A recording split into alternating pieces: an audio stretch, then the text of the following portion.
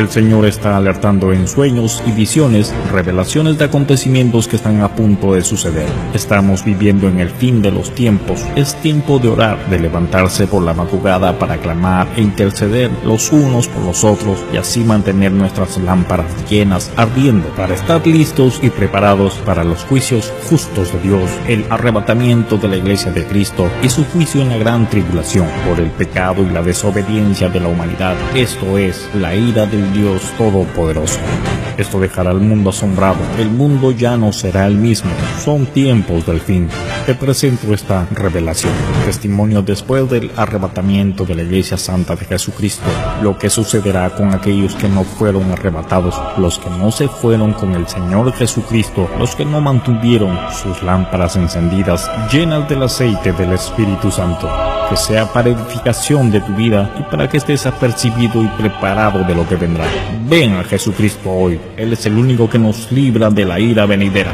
Dios te bendiga y te guarde.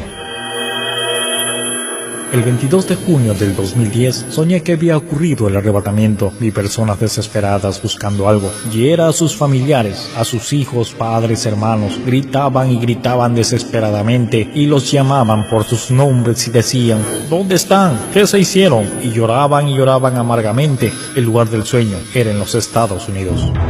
Era un gran día de clamor y lágrimas. Habían personas que buscaban por debajo de los carros. Otras personas que sabían que había ocurrido el arrebatamiento se encaramaban arriba de los carros y gritaban: Señor, Señor, te olvidaste de mí. Llévame, llévame. ¿Por qué me quedé? No me quiero quedar aquí. Y extendían sus manos hacia arriba y se empinaban diciendo: Señor, Señor. Lloraban desconsolados y se decían: ¿por qué? ¿Por qué me quedé? ¿Por qué me quedé aquí? Y otros decían: yo no sabía que me iba a quedar. En ese momento grito y lloro y le dije: Señor, Señor, yo también me quedé. ¿Por qué, Señor? Y lloraba. Fue cuando el Señor Jesucristo me dijo: hija, esta es una visión de lo que sucederá para los que se quedan. Tú estás fuera de la visión. Me mostró el cielo y de ahí vi como en una pantalla gigante. Vi que en la tierra era un caos. Antes del arrebatamiento hubo un terremoto. La tierra se estremeció porque se dio la resurrección de los muertos primero y por eso el gran terremoto, para que las tumbas se abrieran. Después del arrebatamiento hubo el caos. Carros chocados uno encima de otro, aviones que perdían el control chocando contra los edificios, trenes descarrilados. Esto se debió a que las personas que manejaban estos vehículos eran cristianas y se fueron en el arrebatamiento.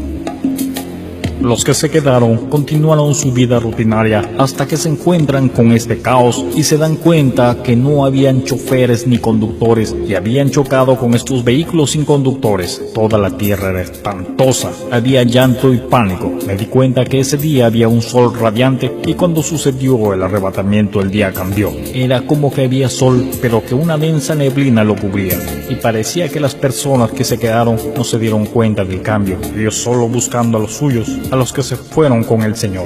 Había gran llanto y angustia. En otra escena veo a los cristianos que se habían quedado y de una empezaron a escapar. Ya había pasado cierto tiempo, algunos días tal vez. Ellos tenían que huir rápidamente porque eran sus mismos parientes o amigos quienes se los entregaban, los vendían y conspiraban en contra de ellos. En algunos casos eran ellos mismos quienes los prendían y los entregaban a los agentes diciéndoles: tú no eres de los nuestros. Vi a los cristianos atemorizados, ellos huían en grupos pequeños. Después vi que muchos se escondían en cuevas. Allí adentro hablaban bien bajito, como susurrando, para que no los escucharan y no los encontraran. Pero de repente aparecían de la nada unos demonios y cuando estos se percataban que habían cristianos escondiéndose, automáticamente informaban a los agentes del anticristo. No sé cómo. La siguiente escena fue en la calle. Los agentes habían tomado a un cristiano y ni bien lo agarraron comenzaron a castigarlo severamente en plena vía pública. Me llamó la atención que las demás personas que transitaban en el lugar ni siquiera lo miraban, ni tampoco se preocupaban por lo que estaba sucediendo, solo continuaban su camino sin brindar ningún tipo de ayuda, en total indiferencia.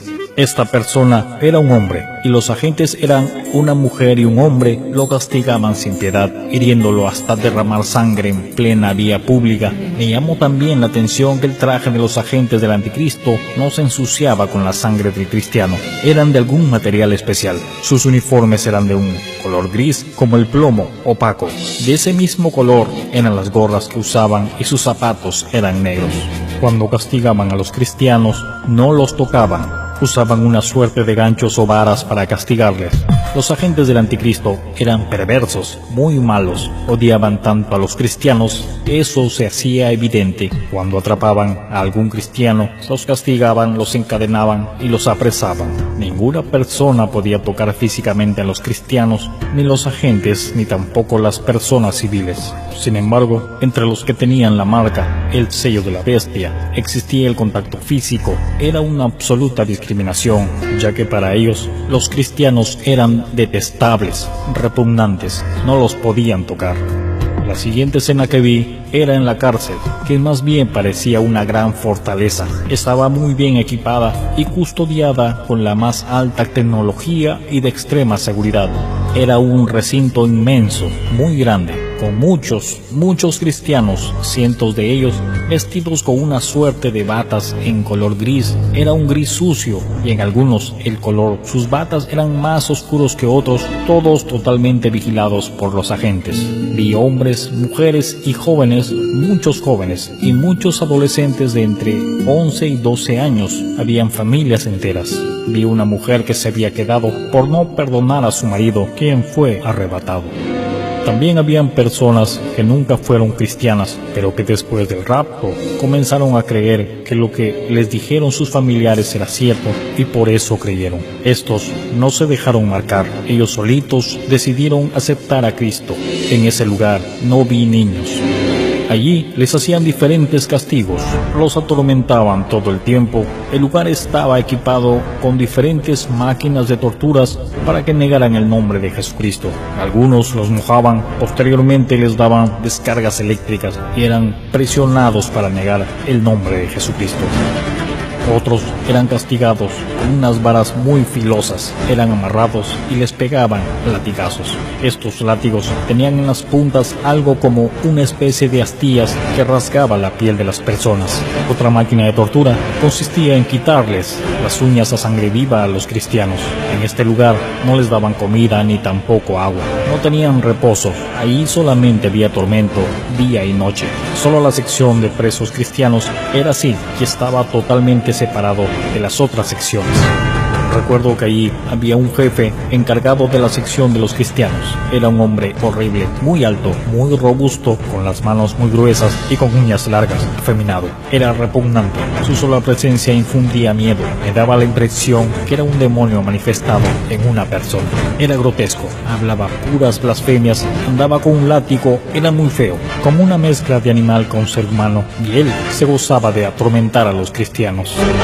A pesar de las torturas, habían algunos más fuertes que en medio del dolor alentaban a otros a viva voz a que resistan. El único alimento que los fortalecía era la palabra de Dios. Se decían a sí mismos: pronto nos vamos con el Señor. Jehová es mi pastor, todo lo puedo en Cristo que me fortalece.